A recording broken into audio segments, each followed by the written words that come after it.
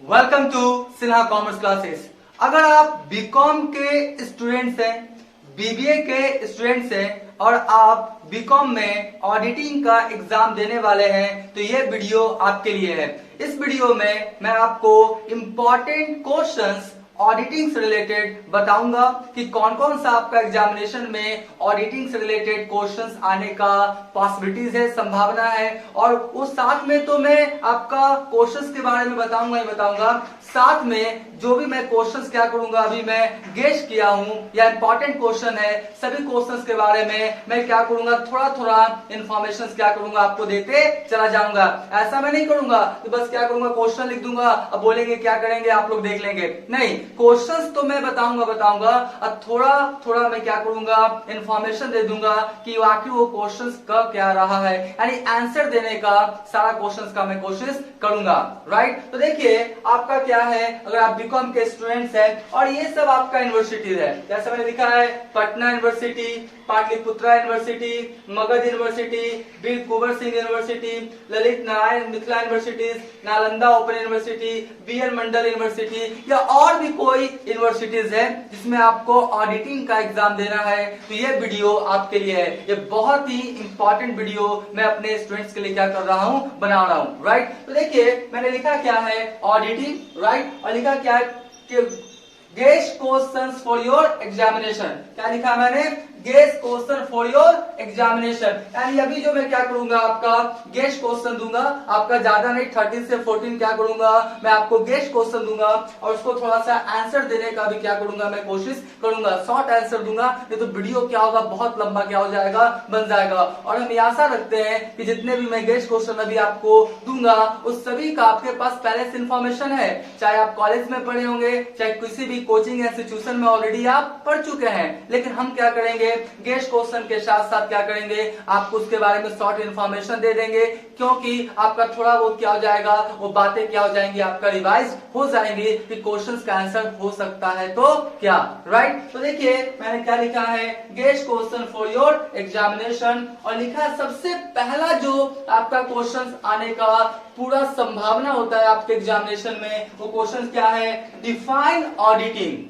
Auditing को क्या कीजिए, आप बताइए कि ऑडिटिंग से आप क्या समझते हैं, उसको परिभाषित कीजिए। राइट, और क्या मिल सकता है, देख लीजिए मिल सकता है क्या है, what are its main objects, यानी ऑडिटिंग का क्या उद्देश्य होता है। राइट, और उसके बाद क्या होता है उसका एडवांटेजेस, और उसका क्या होता है आपका डिसएडवांटेजेस।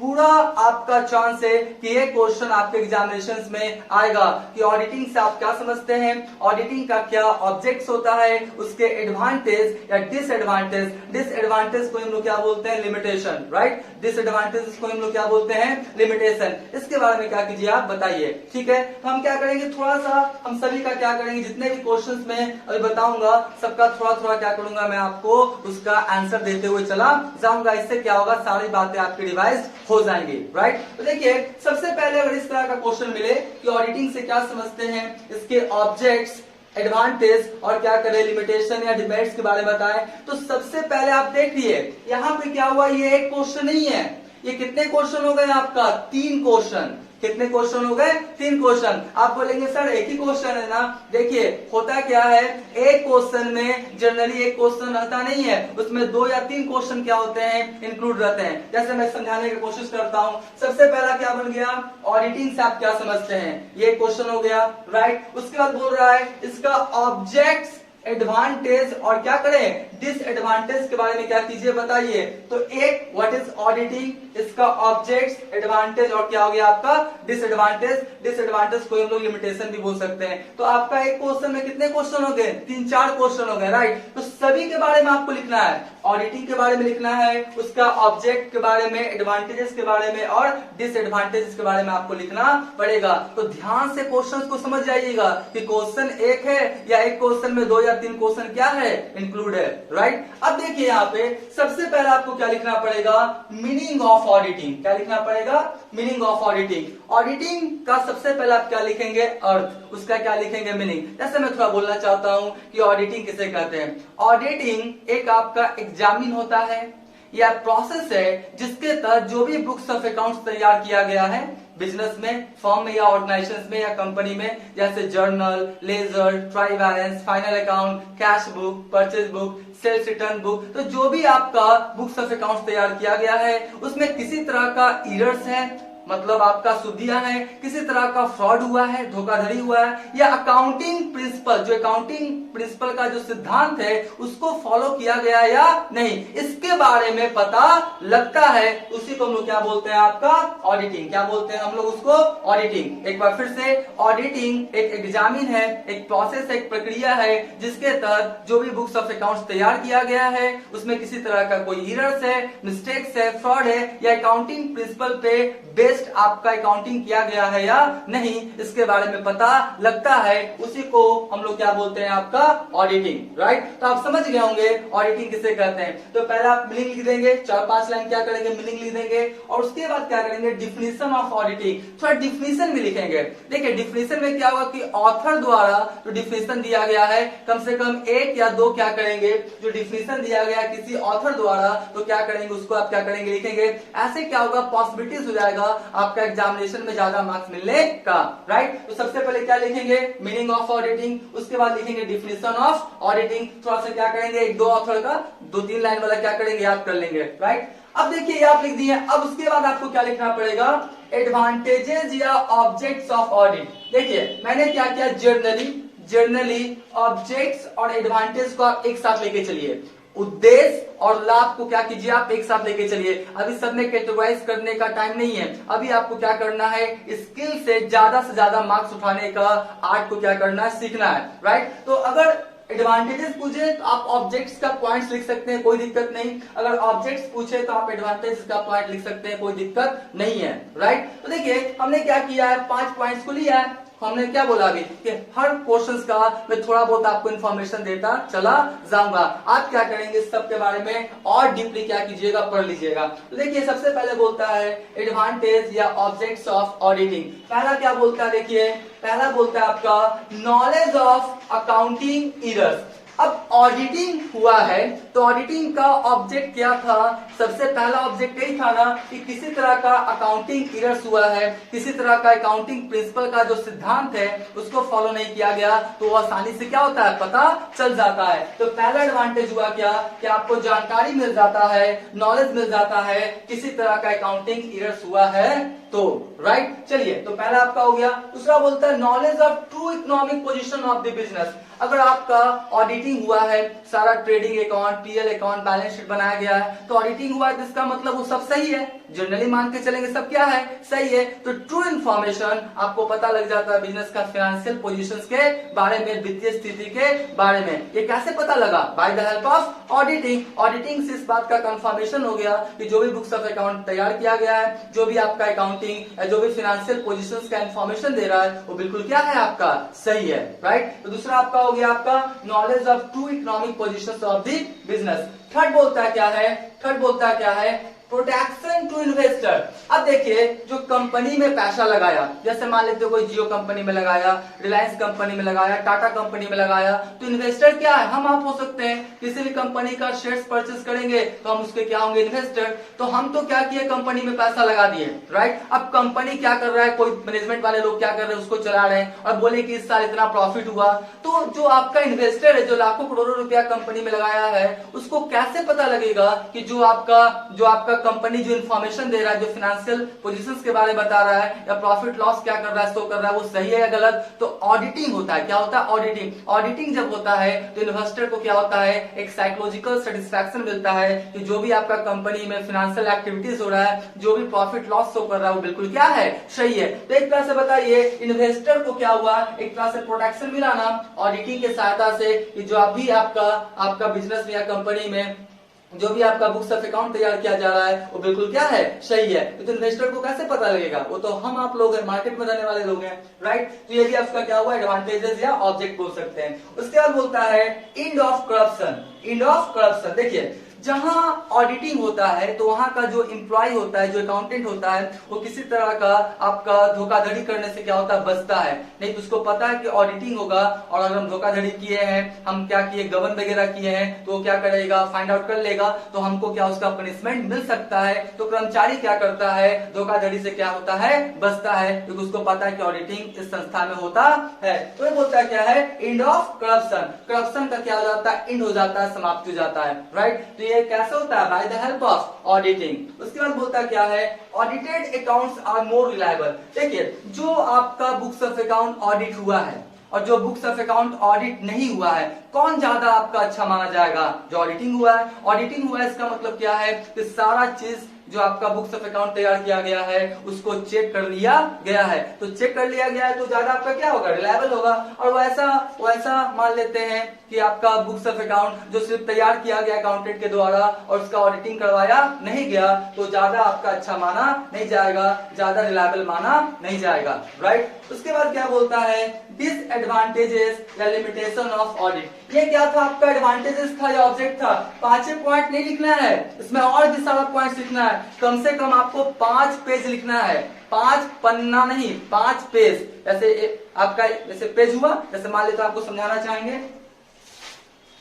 चाहेंगे, मान लेते हैं 1 पेज, फिर हो गया 2 पेज, फिर इसी तरह से 3, 4 और 5। कम से कम एक क्वेश्चन में आप 5 पेज लिखने का कोशिश क्या कीजिएगा। और मैं पहले बता रहा हूं, ये जो आप कोशिश करेंगे 5 पेज लिखने का, ये वनडे गेम नहीं है।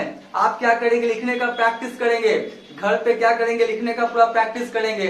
जब तक आप लिखने का प्रैक्टिस नहीं करेंगे तो एग्जामिनेशन हॉल में 1 घंटा जब लिखेंगे ना, तो आपका उंगली वगैरह क्या होगा, पेन करने लगेगा। तो आप ऐसे करेंगे, फिर ऐसे हाथ झाड़ेंगे, फिर लिखेंगे। इसका मतलब आपने घर पे प्रैक्टिस नहीं किया। तो घर पे क्या करेंगे, पूरा लिखने का क्या करेंगे, प्रैक्टिस करेंगे, क्योंकि जब एग्जामिनेशन हॉल में जाएंगे तो तेजी से क्या करेंगे, आप लिखेंगे, राइट। तो घर पे क्या करेंगे, पूरा लिखने का प्रैक्टिस कीजिए, इन्फॉर्मेशन को लिखने का प्रैक्टिस कीजिए। आप फील करेंगे कि थोड़ा सा हम लिखे 1-2 पेज, उसके बाद हम लिख ही नहीं पा रहे, इन्फॉर्मेशन तो है लेकिन लिख ही नहीं पा रहे हैं। इसका सीधा सा मतलब यह है कि घर पे आपने लिखने का प्रैक्टिस नहीं किया है। तो मेरा आपसे रिक्वेस्ट है कि घर पे जितना ज्यादा हो सके लिखने का क्या कीजिए, प्रैक्टिस कीजिए, ठीक है।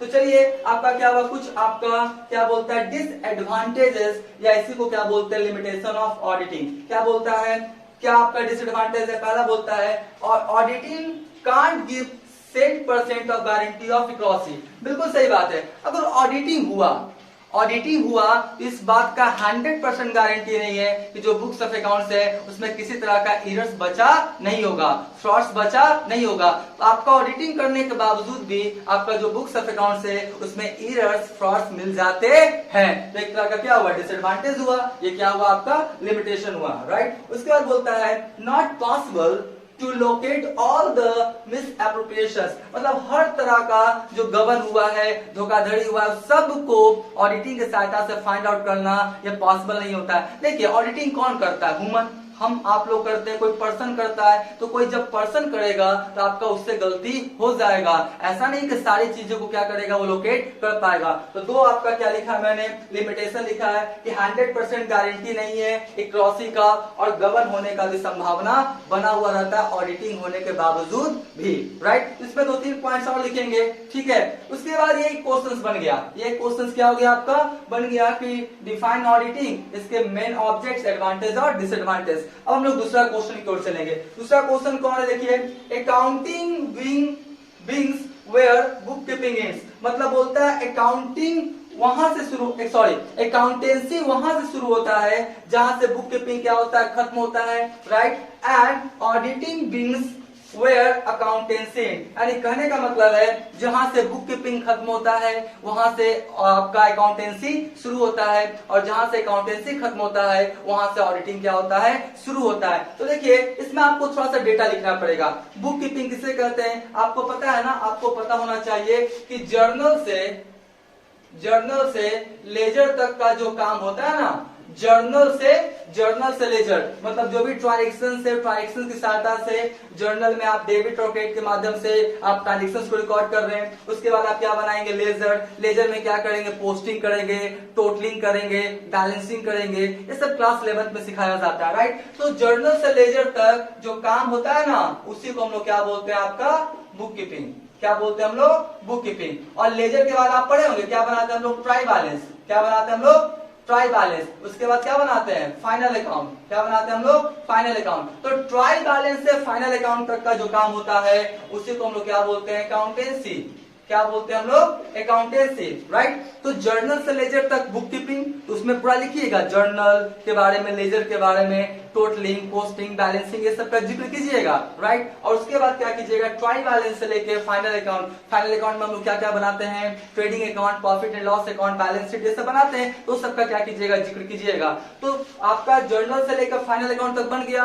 तो फाइनल अकाउंट बन गया, बिजनेस का प्रॉफिट लॉस, फाइनेंशियल पोजीशंस सब आपको पता लग गया। तो उसके बाद कौन सा काम स्टार्ट होगा आपका, ऑडिटिंग का। कौन सा, ऑडिटिंग का। इसलिए आपका एक क्वेश्चन लिखा है, जहां से बुक कीपिंग खत्म होता है वहां से अकाउंटेंसी शुरू होता है, और जहां से अकाउंटेंसी खत्म होता है वहां से ऑडिटिंग शुरू होता है। इसके बारे में एक्सप्लेन कीजिए। तो ये भी क्या है, इंपॉर्टेंट क्वेश्चन है। सबको क्या कीजिएगा, आप लिखने का प्रैक्टिस कर लीजिएगा, राइट। तो अभी तक अगर आपने मेरा चैनल सब्सक्राइब नहीं किया है तो चैनल को सब्सक्राइब करके बेल आइकन को हिट करके ऑल कर देंगे। इससे क्या होगा कि जब भी मैं कोई भी वीडियोस क्या करूंगा, अपलोड करूंगा, क्लास 11 से related, class 12, BCom part 1, part 2, part 3, cost management, income tax, आपका अकाउंटेंसी, बिजनेस लॉ, आपका ऑडिटिंग, बिजनेस स्टडीज, इकोनॉमिक्स, और भी जो सब्जेक्ट है उसका सबसे पहले वीडियोस क्या हो जाएगा, आपको नोटिफिकेशन आपके पास चला जाएगा। अब इसके बाद हम लोग क्या करेंगे, 3rd नंबर का क्वेश्चन देखेंगे।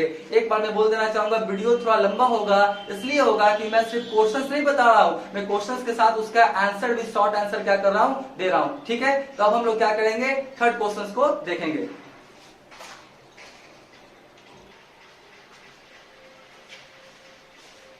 अब हम लोग क्वेश्चन नंबर 3 देखेंगे, राइट। इसमें बोलता क्या है, एक क्वेश्चन है, an auditor is a watch dog. एक ऑडिटर क्या है आपका, watch dog, not a blood Hund. अब बोलेंगे सर ये सब क्या आ गया, वॉच डॉग, ब्लड हुंड। ध्यान समझिए, बोलता क्या है, एक जो ऑडिटर है उसे एक आपका देखभाल करने वाले कुत्ते के समान होना चाहिए। देखिए अब डॉग वर्ड यूज है, तो हम थोड़ा सा कुत्ता वर्ड क्या कर रहे हैं, यूज कर रहे हैं, राइट। तो बोलता क्या है, एक ऑडिटर को वॉच डॉग की तरह होना चाहिए, देख रेख वाले कुत्ते की तरह होना चाहिए।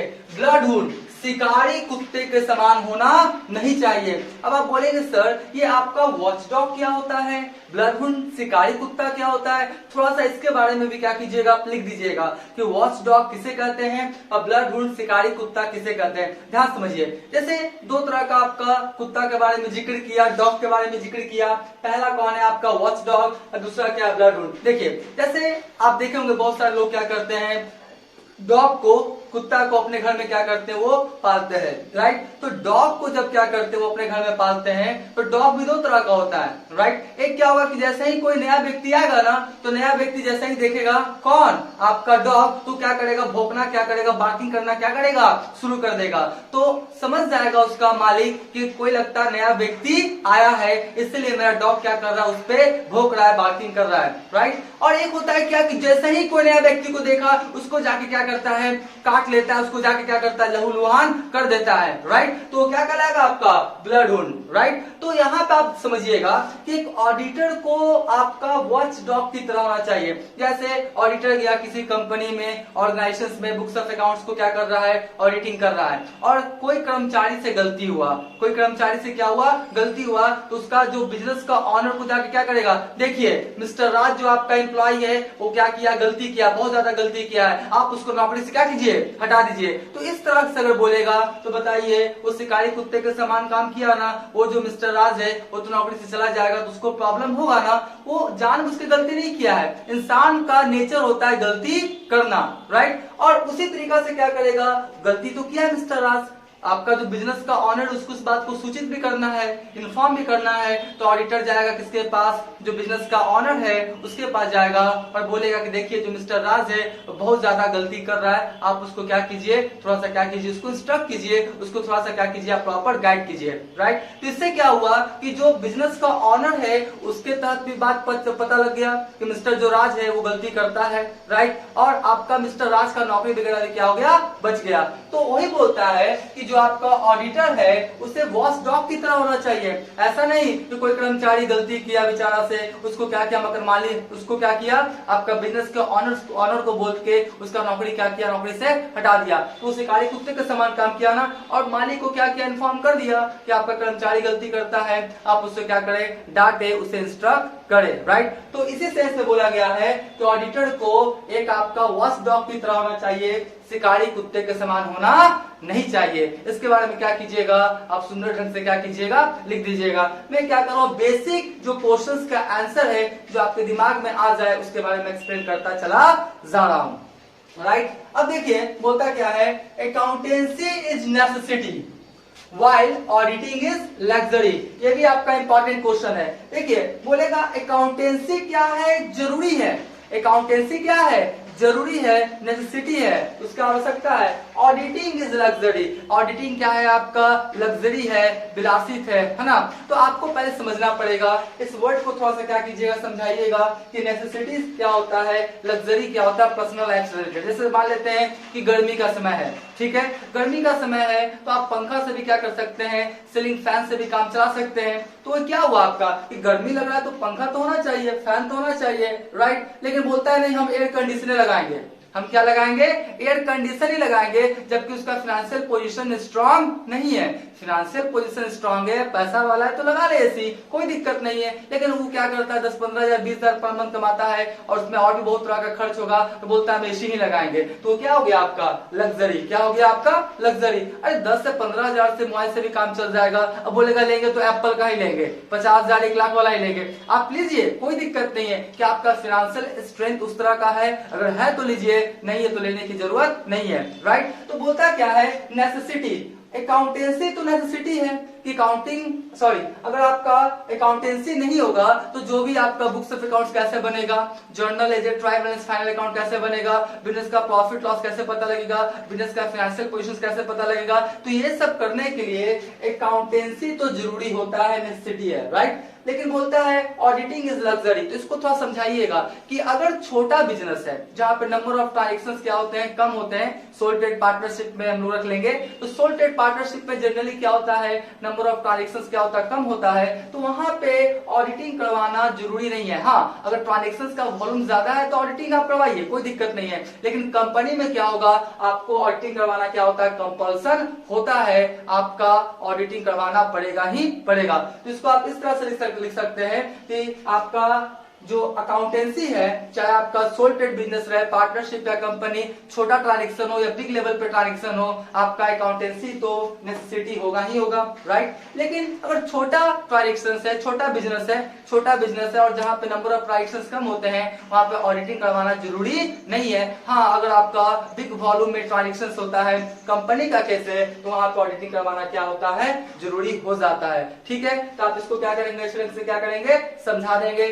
उसके बाद अगला क्वेश्चन देखिए क्या है, right in brief various qualities of an auditor. ये भी आपका क्वेश्चन आने का पूरा संभावना है कि एक ऑडिटर में, अंकेक्षक में, जो चार्टर्ड अकाउंटेंट होता है, जो आपका बुक्स ऑफ अकाउंट्स को चेक करता है, उस व्यक्ति में क्या क्या क्वालिटीज होना चाहिए। देखिए क्वालिटीज दो तरह का होता है, एक होता है बाय बॉर्न, मतलब जन्म लेने के साथ, और दूसरा होता है क्या, जो एक्वायर्ड करता है, सीखता है, राइट। तो जन्म लेने वाला क्वालिटीज होता है कि ऑनेस्ट होगा, है ना, वो क्या होगा, कैचिंग पावर्स का क्या होगा, सीखने का क्षमता क्या होगा आपका, उसका बहुत ज्यादा क्या होगा, अच्छा होगा, राइट। वो क्या करता है, ट्रूथनेस के साथ बात करता है, कॉन्फिडेंस के साथ बात करता है। तो ये सब क्या होता है, बाय बर्थ होता है, जन्म के साथ ही क्या होता है, ये सब क्वालिटीज क्या करते हैं, भगवान उसको देके भेजते हैं, ठीक है। अब पृथ्वी पाने के बाद थोड़ा वो चेंज हो जाए तो अलग बात है, राइट। शुरू में दिखते बच्चा जन्म लेता है, तो जब बच्चा जन्म लेता है तो 5 से 10 साल तक आप देखेंगे वही उसका क्या है, बॉर्न क्वालिटीज है। उसके बाद क्या करता है, वो एक्वायर्ड करता है, क्या करता है, एक्वायर्ड। तो बताइए आप क्या कर रहे हैं, बुक्स ऑफ अकाउंट्स को चेक कर रहे हैं, उसमें errors, frauds, mistake, principle, accounting principle को आप पता कर रहे हैं कि सही किया या गलत। तो आपको अकाउंटिंग का जबरदस्त नॉलेज होना चाहिए ना। तो बोलता है क्या है, आपका अकाउंटिंग का जबरदस्त नॉलेज होना चाहिए, उसको ऑनेस्ट होना चाहिए, उसको टैक्टिक्स आना चाहिए, ट्रिक आना चाहिए, बुक्स ऑफ अकाउंट्स की गलती को फाइंड आउट करना। तो यही सब बहुत सारा क्वालिटीज होता है ऑडिटर का। तो क्या करेंगे, उसको देख लेंगे, राइट। अब देखिए अगला जो क्वेश्चन आएगा, what do you understand by continuous audit. यानी कि कंटिन्यूअस ऑडिट से क्या समझते हैं, चालू अंकेक्षण से क्या समझते हैं, और उसका क्या पूछेगा, एक्सप्लेन इट्स एडवांटेजेस और डिसएडवांटेजेस। डिसएडवांटेजेस को लिमिटेशन भी हम लोग बोल सकते हैं और एडवांटेजेस को मेरिट्स भी क्या कर सकते हैं हम लोग बोल सकते हैं, राइट। यहाँ पर देखिए एक आया क्वेश्चन क्या कि कंटिन्यूअस ऑडिट किसे कहते हैं और इसका एडवांटेजेस और डिसएडवांटेजेस के बारे में बताइए। तो देखिए सबसे पहले कैसे लिखेंगे, मीनिंग ऑफ कंटिन्यूअस ऑडिट। आप क्या लिखेंगे, meaning of continuous audit. Continuous audit किसे कहते हैं, ध्यान समझिए।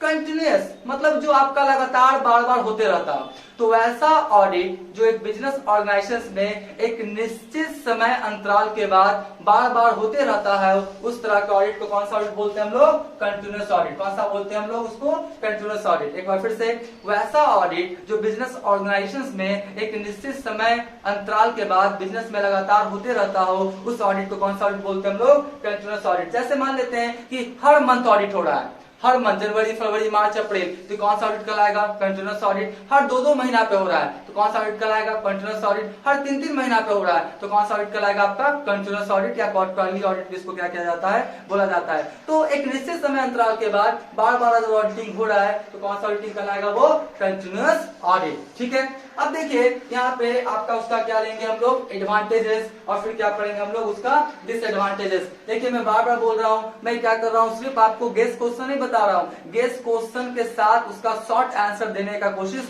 कर रहा हूँ, इसलिए वीडियो थोड़ा सा लंबा होगा, ठीक है। तो देखिए सबसे पहले क्या बोलता है, intensive checking of books of accounts. अब आप कंटिन्यूअस ऑडिट करवा रहे हैं, हर 2-2 महीना पे, हर 1-1 महीना पे करवा रहे हैं, तो बताइए यहाँ पे जो आपका intensive checking books of accounts, यानी जो आपका बुक्स ऑफ अकाउंट्स है उसके सारी चीजों को आपका चेक किया जाएगा, विस्तृत तौर पे आपका बुक्स ऑफ अकाउंट्स का ऑडिट किया जाएगा। तो एक तरह का क्या है आपका एडवांटेजेस हुआ कि इंटेंसिव चेकिंग होगा, पूरा आपका बुक्स ऑफ अकाउंट को खंगाल दिया जाएगा, राइट। उसका बोलता है quick discovery of errors and frauds. आप कंटिन्यूअस ऑडिट कर रहे हैं, आपका क्या हुआ, तुरंत आपका पता लग जाएगा, स्टार्टिंग में ही पता लग जाएगा कि आपका कहाँ कहाँ एरर्स है, कहाँ कहाँ क्या है, फ्रॉड्स है। अगर आप एनुअल ऑडिट करवाइएगा तो 1 साल के बाद ना पता लगेगा, लेकिन कंटिन्यूअस ऑडिट क्या होता है, 2-2 महीना 1-1 महीना का होता है, तो तुरंत आपका जो आपका क्या बोलता है एरर्स फ्रॉड्स है वो तुरंत आपको फाइंड आउट हो जाता है, जो कि कंटिन्यूअस ऑडिट का एक एडवांटेज है। उसके बाद बोलता क्या है, मोरल इफेक्ट ऑफ एम्प्लॉय। देखिए कंटिन्यूअस ऑडिट होगा तो आपका बार बार क्या होगा, 2-2 महीना 1-1 महीना का ऑडिटिंग होगा, तो जो आपका एम्प्लॉय है उसको एक मोरल इफेक्ट पड़ेगा, एक साइकोलॉजिकल इफेक्ट पड़ेगा, वो किसी तरह का एरर्स फ्रॉड्स करने से क्या होगा, डरेगा, राइट, जो कि एक तरह का क्या है आपका एडवांटेजेस है। फिर बोलता है कन्वीनियंस टू ऑडिटर। अब कंटिन्यूअस ऑडिट होगा, 2-2 महीना का होगा, तो ऑडिटर के लिए क्या हो जाएगा, सुविधाजनक हो जाएगा, क्योंकि उसको पता है कि इस संस्था में कंटिन्यूअस ऑडिट होता है, तो उसका मतलब है कि सारा काम पहले से हो चुका है, तो ऑडिटर को क्या होता है, इससे उसको लाभ मिलता है, उसको सुविधा होता है ऑडिट रिपोर्ट ये सब तैयार करने में। उसके बाद क्या बोलता है, audit staff can be kept busy. अब क्या हुआ, कंटिन्यूअस ऑडिट होगा तो आपका ऑडिटर के अंदर बहुत सारे एम्प्लॉय काम करते हैं, तो सबको क्या करेगा, काम पे लगाए रखेगा, जाओ तुम क्या करो, ऑडिट करते रहो। तो बोलता है कंटिन्यूअस ऑडिट के सहायता से जो आपका स्टाफ होता है, ऑडिटर के अंदर जो स्टाफ होता है, सबको बिजी रखा जा सकता है, जो कि एक तरह का क्या है, कंटिन्यूअस ऑडिट का एडवांटेजेस है। और भी पॉइंट्स लिखेंगे, कम से कम 5-6 पेज लिखेंगे, लिखने का पूरा प्रैक्टिस करेंगे, राइट। उसके बाद क्या बोलता है, disadvantages of continuous audit. Continuous audit का कुछ क्या होता है, डिसएडवांटेज भी होता है। पहला बोलता है इनकन्वीनियंस इन वर्क में क्या होता है, काम में क्या होता है, असुविधा होता है। अब बताइए 2-2 महीना पे, 1-1 महीना पे क्या होगा, ऑडिटिंग का काम होगा, तो वहां का जो एम्प्लॉय काम कर रहा है वो बार बार क्या हो जाएगा, उसको असुविधा होगा, वो बोलेगा रुको, अब ऑडिटिंग का काम क्या होगा, स्टार्ट होगा, तो बेचारा सब काम छोड़ के क्या करेगा, अब रुक जाएगा, फिर ऑडिटिंग का काम खत्म होगा, फिर से स्टार्ट करेगा, तो उसको असुविधा होगा, किसको, संस्था का जो एम्प्लॉय है, कर्मचारी है, उसको, ठीक है। तो एक तरह का क्या हुआ आपका डिसएडवांटेज। Highly expensive. अब बताइए कंटिन्यूअस ऑडिट करवाइएगा तो ऑडिटर क्या करेगा, आपसे ज्यादा ऑडिट फी क्या करेगा, कलेक्ट करेगा।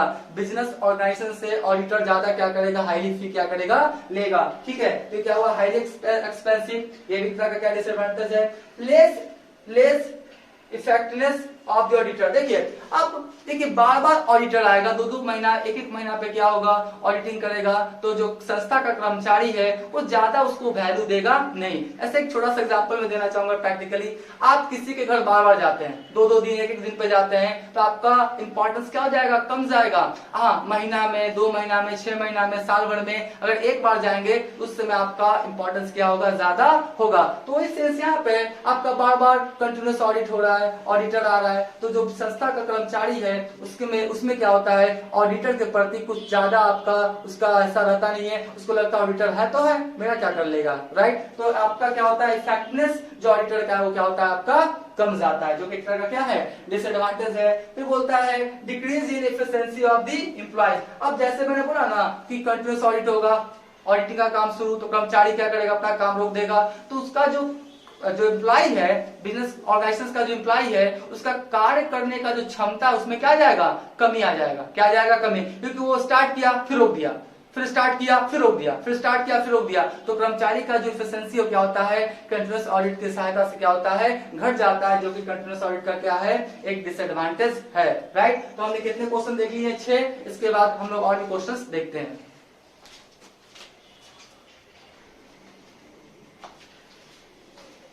अब हम लोग क्वेश्चन नंबर 7 देखेंगे, 7, राइट। बोलता क्या है, what are different kinds of audit, मतलब ऑडिट कितने प्रकार का होता है। तो सबसे पहले ऑडिट को आपको इंस्टीट्यूशन के अकॉर्डिंग बोल सकते हैं, जैसे सोल ट्रेड से रिलेटेड ऑडिट हो जाएगा, पार्टनरशिप से रिलेटेड ऑडिट हो जाएगा, आपका कंपनी से रिलेटेड ऑडिट हो जाएगा, गवर्नमेंट का जो आपका कंपनी है उससे रिलेटेड ऑडिट हो जाएगा। तो बिजनेस ऑर्गेनाइजेशन से रिलेटेड आपका ऑडिटिंग होता है, सोल ट्रेड का, पार्टनरशिप का, कंपनी का, गवर्नमेंट कंपनी का, एक्सेट्रा, राइट। और उसके बाद हो जाएगा प्रैक्टिकली, जैसे मान लेते हैं कोई कैश बुक का ऑडिट करवाता है, कोई जर्नल का ऑडिट करवाता है, कोई लेजर का ऑडिट करवाता है, कोई ट्राई बैलेंस का ऑडिट करवाता है, कोई फाइनल अकाउंट में ट्रेडिंग पीएल बैलेंस शीट का ऑडिट करवाता है, कोई आपका क्या बोलता है असेट्स का ऑडिट करवाता है, आपका लायबिलिटीज का ऑडिट करवाता है। तो आपका इंडिविजुअल भी ऑडिट हो सकता है। एक हुआ आपका फर्म, इंस्टीट्यूशन, ऑर्गेनाइजेशन के अकॉर्डिंग, और एक हुआ क्या प्रैक्टिकली किस का ऑडिट होता है, कंटिन्यूअस ऑडिट होता है, मैंने बताया है, फाइनल ऑडिट होता है, आपका प्रेडिक्लियर मतलब आपका वार्षिक ऑडिट होता है। तो ये सब भी ऑडिट होता है, राइट। तो क्या हो गया आपका काइंड्स ऑफ ऑडिट। सभी का पॉइंट लिख के 4-5 लाइन क्या कीजिएगा, आप लिख दीजिएगा। उसके बाद देखिए क्वेश्चन नंबर 8 है, what is the differences between internal control, internal check और इंटरनल ऑडिट। इसको थोड़ा ध्यान से समझिएगा। देखिए कभी भी आपके क्वेश्चन में कुछ इस चीज का डिफरेंसेस पूछे, क्या पूछे, डिफरेंसेस, तो आप इस तरह से क्या करेंगे, कॉलम्स वाइज बना के क्या करेंगे, आप डिफरेंसेस को लिखेंगे। क्या करेंगे, कॉलम वाइज। जैसे इसमें 3 चीज बोल रहा है ना, पहला बोल रहा है इंटरनल कंट्रोल, दूसरा बोल रहा है इंटरनल चेक, और तीसरा क्या बोल रहा है आपका इंटरनल ऑडिट। तो पहला कॉलम लेंगे on the basis of differences, यानी डिफरेंसेस का आपने क्या क्या बेसिस लिया है। उसके बाद क्या है, इंटरनल कंट्रोल, इंटरनल चेक और इंटरनल ऑडिट। इसी तीनों का ना डिफरेंस चाहिए, तो हम लोग क्या करेंगे, पॉइंट 1, पॉइंट 2 इस तरह से लिखते चले जाएंगे और सभी में लिखते चले जाएंगे। तो कॉलम वाइज बना के आप डिफरेंसेस को एक्सप्रेस करेंगे, लिखेंगे, तो एग्जामिनेशन में मार्क्स मिलने का चांस क्या है, ज्यादा। जैसे थोड़ा सा मैं समझाना चाहूंगा मीनिंग, इंटरनल कंट्रोल किसे कहते हैं। देखिए किसी भी बिजनेस ऑर्गेनाइजेशन में सारा एक्टिविटीज पे आप कंट्रोल रखते हैं, सारा एक्टिविटीज पे कंट्रोल रखते हैं, चाहे फाइनेंस रिलेटेड हो, मार्केटिंग से रिलेटेड हो, लीगल आपका रिलेटेड हो, परचेज डिपार्टमेंट से रिलेटेड हो, सेलिंग एंड डिस्ट्रीब्यूशन डिपार्टमेंट से रिलेटेड हो, एचआर डिपार्टमेंट से रिलेटेड हो। मेरा कहने का मतलब है इंटरनल कंट्रोल जब किसी भी बिजनेस ऑर्गेनाइजेशन में, देखिए मान लेते ये मेरा क्या है, बिजनेस है, ये मेरा क्या है आपका बिजनेस है, ये मेरा क्या है आपका बिजनेस है, राइट। और ये बिजनेस के अंदर जितने भी एक्टिविटीज हो रहे हैं वो सारे एक्टिविटीज पे जब कंट्रोल रखा जाता है तो क्या कहलाता है आपका इंटरनल कंट्रोल, आंतरिक, क्योंकि बिजनेस के अंदर का सब है, बिजनेस की क्या है, अंदर का है, तो क्या कहलाएगा वो इंटरनल कंट्रोल, आंतरिक नियंत्रण, राइट। उसके बाद बोलता है इंटरनल चेक। इंटरनल चेक इस तरह से डिजाइन किया जाता है जहां पे एक का काम खत्म, वहां पे दूसरा का काम क्या होता है, शुरू होता है। दूसरा का काम शुरू होते ही पता लग जाता है कि पहला वाला काम सही किया या गलत। ऐसे मान लेते हैं जर्नल कोई बना रहा है, वहां से स्टार्ट किया लेजर, तो लेजर स्टार्ट किया तो जर्नल का काम क्या हो गया आपका, कंप्लीट। तो इंटरनल चेक होता क्या है कि जहां से शुरू होता है इससे पता लग जाता है पहले वाला काम आपका सही ढंग से किया या नहीं, राइट। इसके बारे में क्या कीजिएगा, अच्छे ढंग से क्या कीजिएगा, बुक में क्या कीजिएगा, पढ़ लीजिएगा। इसका पूरा क्या है, चैप्टर है। हम आपको थोड़ा सा बेसिक इन्फॉर्मेशन देते जा रहे हैं। इंटरनल ऑडिट क्या होता है कि बिजनेस के अंदर इंप्लॉय से ही जो आपका अकाउंट में क्या हो, एक्सपर्ट हो, बिजनेस के अंदर जो आपका एम्प्लॉय है, कर्मचारी है, अगर उससे आप किसी तरह का ऑडिट का वर्क करवाते हैं तो क्या कहलाता है, वो इंटरनल ऑडिट। इसमें क्या वो बाहर का कोई नहीं आएगा, बिजनेस के अंदर का जो एम्प्लॉय होगा उसी से अगर आप ऑडिट का काम करवाते हैं तो क्या कहलाता है, वो इंटरनल ऑडिट, राइट। तो आप देखिए क्या मीनिंग, तो मैंने क्या किया, सबको क्या कीजिएगा, लिख दीजिएगा। फिर दूसरा आपका तीसरा इस तरह से लिखते चले जाएंगे। तो ये क्या है आपका, differences between internal control, internal check और internal audit, right। अब देखिए अगला जो क्वेश्चन है कौन वाला आपका 9, कौन है आपका 9, watching is the backbone of auditing. Watching क्या है, आपका बैकबोन है। बैकबोन मतलब क्या, रीढ़ की हड्डी। अब बताइए अगर बैकबोन हम लोग का नहीं रहेगा तो हम लोग क्या हो जाएंगे, खड़ा रह पाएंगे, नहीं, हम लोग क्या हो जाएंगे, झुक जाएंगे, राइट। तो शरीर के लिए, बॉडी के लिए बैकबोन क्या होता है, बहुत ज्यादा रीढ़ का हड्डी का इंपॉर्टेंस होता है। ठीक उसी प्रकार से जो ऑडिटिंग होता है उसके लिए आपका वॉचिंग क्या है, बैकबोन है। वॉचिंग क्या है, बैकबोन। वॉचिंग क्या होता है थोड़ा सा मैं समझाना चाहूंगा। जो आपका वॉचर्स होता है, जैसे कोई भी चीज आप परचेस सेल करते हैं ना, तो उसका एक आपको देता है ना डॉक्यूमेंट, चिट पुर्जा देता है, रिसिप्ट वगैरह देता है। तो जो आपका वॉचर हुआ, जो प्रमाणक हुआ, उसको जो बिजनेस का ट्रांजेक्शन हुआ उससे मिलान करने का जो प्रोसेस होता है उसी को हम लोग क्या बोलते हैं, आपका वॉचिंग। एक बार फिर से, वॉचर को बिजनेस ट्रांजेक्शन से मिलान करने का जो प्रोसेस होता है उसी को क्या बोलते हैं हम लोग, वॉचिंग। अगर वॉचर है तो उसका ट्रांजेक्शन होना चाहिए, बुक्स ऑफ अकाउंट्स में ट्रांजेक्शन होना चाहिए, और अगर ट्रांजेक्शन है तो उसका वॉचर होना चाहिए। बिना वॉचर के ट्रांजेक्शन और बिना ट्रांजेक्शन का वॉचर नहीं हो सकता है। वॉचर है तो ट्रांजेक्शन होगा, ट्रांजेक्शन अगर है तो उसका वॉचर होगा। बात समझे। तो वॉचर से आपका क्या बोलता है, बिजनेस ट्रांजेक्शन को मिलान करने का जो प्रोसेस होता है उसी को हम लोग क्या बोलते हैं, आपका वॉचिंग। तो वॉचिंग क्या है, सबसे ज्यादा इंपॉर्टेंट रोल क्या करता है, निभाता है ऑडिटिंग के पॉइंट ऑफ व्यू से। ठीक है, थोड़ा सा बैकग्राउंड में ठक ठक का आवाज हो रहा है, इसके लिए एक्सट्रीमली सॉरी। उसके बाद देखिए क्या है, क्वेश्चन नंबर 10 में क्या बोलता है, what is depreciation, discuss different methods of depreciation. मतलब एक क्वेश्चन आ सकता है कि डिप्रिसिएशन से आप क्या समझते हैं। बोलता है फिक्स एसेट्स के वैल्यू में आपका ड्यू टू यूज, आपका एब्सोल्यूशन और प्रचलन के कारण, टाइम बीतने के कारण जो कमी आते जाता है, और भी रीजन होता है जो कमी आते जाता है, उसी को हम लोग क्या बोलते हैं, आपका डिप्रिसिएशन। ऐसे फॉर एग्जाम्पल आपने क्या किया, बाइक खरीदा 2 लाख का, ठीक है, 2 साल बाद बाइक को बेचा तो कितना में बिका आपका, 1.5 लाख में। कितना बेचा, 1.5 लाख में। तो 2 लाख से कितना हो गया, 1.5 लाख, तो कितना का कमी आया आपका, 50,000 का।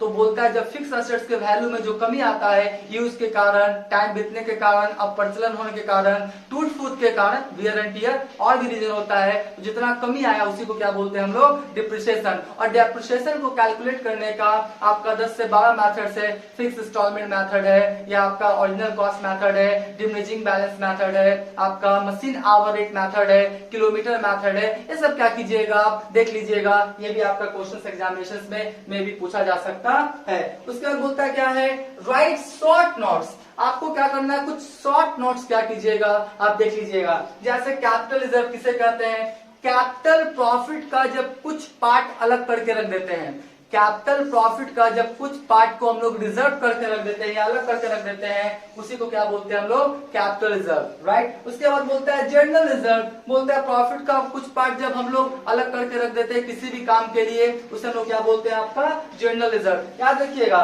कैपिटल रिजर्व कैपिटल प्रॉफिट से बनता है, और जनरल रिजर्व जो जनरल बिजनेस का प्रॉफिट होता है उससे क्या होता है, बनता है। सिंकिंग फंड, इसको समझिएगा, लॉन्ग टर्म लायबिलिटीज को पेमेंट करने के लिए। एक बार फिर से, लॉन्ग टर्म लायबिलिटीज को पेमेंट करने के लिए या असेट्स को रिप्लेसमेंट करने के लिए, लॉन्ग टर्म लायबिलिटीज को पेमेंट करने के लिए या असेट्स को रिप्लेसमेंट करने के लिए जो फंड बनाते हैं ना, उसी फंड को क्या बोलते हैं हम लोग, सिंकिंग फंड। ऐसे मैं समझाना चाहूंगा, मान लेते हैं किसी को आपको 10 साल के बाद 10 लाख रुपया देना है, तो आप क्या करेंगे, हर साल 1-1 लाख क्या करेंगे, हटाते रहेंगे, ठीक है। और जिस फंड में आप रखते चले जाएंगे उसी को क्या बोलेंगे, सिंकिंग फंड। तो 1-1 लाख आपने क्या किया, हर साल निकाला, 10 साल के बाद आपके पास कितना हो जाएगा, 10 लाख। तो आप क्या करेंगे, लॉन्ग टर्म लायबिलिटीज वाला को पेमेंट कर देंगे। तो लॉन्ग टर्म लायबिलिटीज को पेमेंट करने के लिए या असेट्स को रिप्लेसमेंट, ऐसे 5 साल के बाद आपको लगता है कि हमको क्या करना है, असेट्स को हटाना है और उसकी जगह पे नया असेट्स को लाना है। तो 5 साल के बाद, और मान लेते हैं आपको चाहिए कितना, 1 लाख, कितना चाहिए, 1 लाख, मान लेते हैं 1 लाख असेट्स का दाम होगा। तो हर साल आप 20-20 हजार क्या करेंगे, हटाएंगे। तो 5 साल में कितना हो जाएगा आपका, 1 लाख। तो 1 लाख हो जाएगा, तो असेट्स को हटा के उसकी जगह पर नया वाला असेट्स क्या करेंगे, लगा देंगे। तो असेट्स को बदलने के लिए, रिप्लेसमेंट करने के लिए या लॉन्ग टर्म लायबिलिटीज को पेमेंट करने के लिए जो फंड क्रिएट किया जाता है उसी को क्या बोलते हैं हम लोग, सिंकिंग फंड। देखिए अभी मैं बात कर रहा हूँ, मैं थोड़ा शॉर्ट बता रहा हूँ, क्योंकि लॉन्ग बताऊंगा तो पूरा क्या हो जाएगा, 10-12 घंटा का क्लास क्या हो जाएगा, बन जाएगा, राइट। ऑलरेडी हम आशा करते हैं कि ये सब आप पढ़ चुके हैं। एक गेस क्वेश्चन है, तो मैं गेस की तरह क्या कर रहा हूँ, बता रहा हूँ। उसके बाद बोलता है verification and valuation of assets. Verification क्या होता है आपका, सत्यापन। जैसे मैं बोलूंगा कि मेरे पास 5 बाइक है, तो मेरे पास 5 बाइक है, तो जाके देखेंगे ना, गिनेगा 1 2 3 4 5, राइट। अब बोलूंगा क्या कि मेरे पास 5 बाइक है, वो 10 लाख का है, तो उसका वैल्यू लगाएगा कि पांचों बाइक 10 लाख का है या नहीं। तो वेरिफिकेशन ये बताता है कि वो चीज, वो जो आपका असेट्स है वो संस्था में अवेलेबल है या नहीं। वैल्यूएशन ये बताता है कि जितना का वैल्यू है उतना का है या नहीं। तो उसी को क्या बोलते हैं हम लोग, verification and valuation of assets. उसके बाद क्या होता है, रेवेन्यू एक्सपेंडिचर, वैसा एक्सपेंडिचर जो 1 साल से कम वाला आता है ना, जैसे salary, rent, printing and stationery, telephone bill, electricity bill etcetera, ये सब क्या कहलाएगा आपका, रेवेन्यू एक्सपेंडिचर, जो रेवेन्यू जनरेट करने में खर्च करना पड़ता है, बिना आपका खर्च का इनकम होता नहीं है, ठीक है। और उसके बाद एक क्वेश्चन और आपका कौन सा, व्हाट इज डिविजिबल प्रॉफिट। बोलता क्या है कि कंपनी है आपका, तो सारा जो आपका शेयर होल्डर क्या किया है, आपकी कंपनी में क्या किया, पैसा इन्वेस्ट किया है, तो आपका फर्ज है उसको क्या देना, उसको क्या देना आपका, डिविजिबल प्रॉफिट, यानी विभाज्य योग लाभ। कहने का मतलब है कि वो प्रॉफिट जो आपका शेयर होल्डर को दिया जाता है, इन्वेस्टर को दिया जाता है, सारा एक्सपेंसेस, सारा टैक्सेशन, सारा रिजर्व कर लेने के बाद जो प्रॉफिट आता है उसी को हम क्या बोलते हैं, डिविजिबल प्रॉफिट। और यही प्रॉफिट जो होता है शेयर होल्डर को या इन्वेस्टर को दिया जाता है। इसके बाद हम लोग कुछ क्वेश्चन और देखेंगे।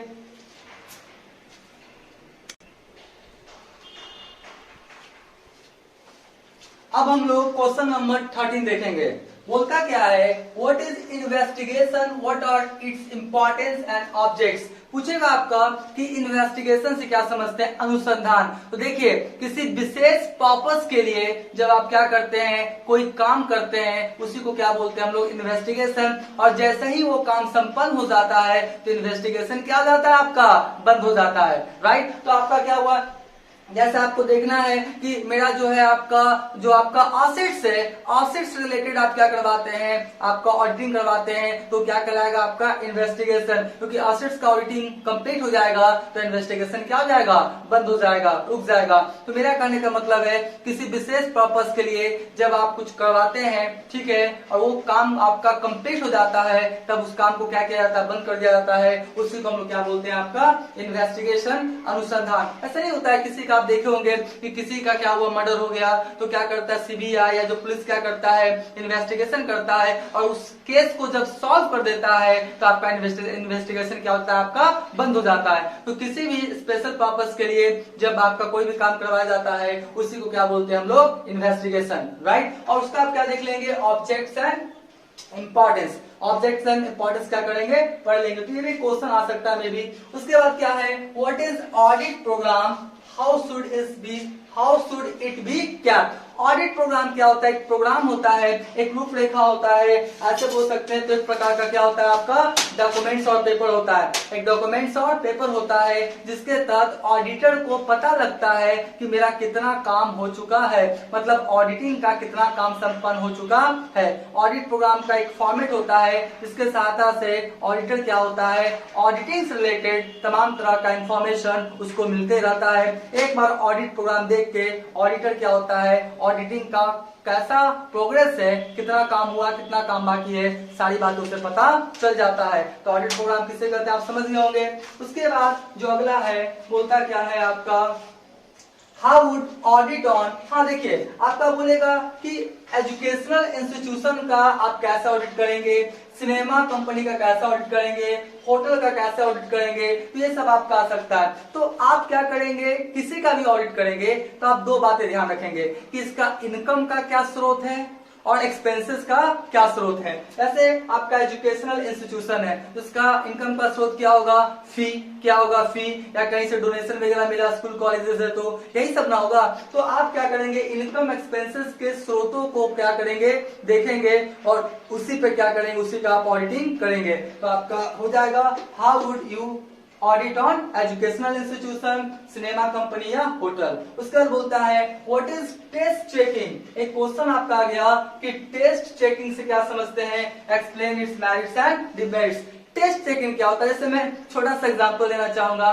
हमारे घर में क्या होता है, कोई भी चीज बनता है, जैसे हमारे सब्जी बना, दाल बना, चावल बना, तो हम लोग कैसे देखते हैं, मतलब वो जो बोलना वाला लोकल भाषा में बोल रहे हैं, वो जो आपका भात बनता है ना, हम लोग भात बना बोलते हैं भात, तो जो भात बनता है तो कैसे पता लगा कि भात बना या नहीं बना, तो हम लोग क्या करते हैं, थोड़ा सा निकालते हैं और अपने हाथ पे क्या करते हैं, वो जो चावल का दाना होता है उसको चेक करते हैं। अगर यहाँ पे मैसेज मिल गया कि आपका पका हुआ है, यानी पूरा भात क्या है, पका हुआ है, राइट। तो वो क्या हो गया, टेस्ट चेकिंग। टेस्ट चेकिंग क्या होता है, एक प्रोसेस होता है जिसके तहत पूरा बुक्स ऑफ अकाउंट्स को चेक नहीं किया जाता है, उसमें से कुछ ट्रांजेक्शंस को क्या करके निकाल लेते हैं और चेक कर लेते हैं। अगर कुछ ट्रांजेक्शंस को निकाले और मैसेज मिला कि आपका क्या है, सही है, तो इसका मतलब सारे ट्रांजेक्शन क्या मान लिए जाते हैं कि सही होगा। और कुछ ट्रांजेक्शंस को निकाल के चेक किया और पाया गया कि कुछ क्या है, गलत है, इसका मतलब पूरा बुक्स ऑफ अकाउंट में गलती है, उसी को हम लोग क्या बोलते हैं, आपका टेस्ट चेकिंग। इसी का आप मेरिट्स और डिमेरिट्स क्या कीजिएगा, लिख लीजिएगा। तो टोटल मैंने क्वेश्चन कितना बनाया आपका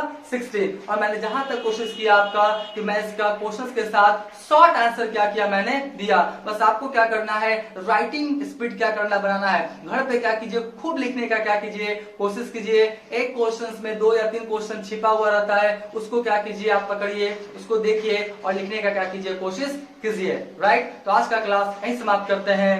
थैंक यू।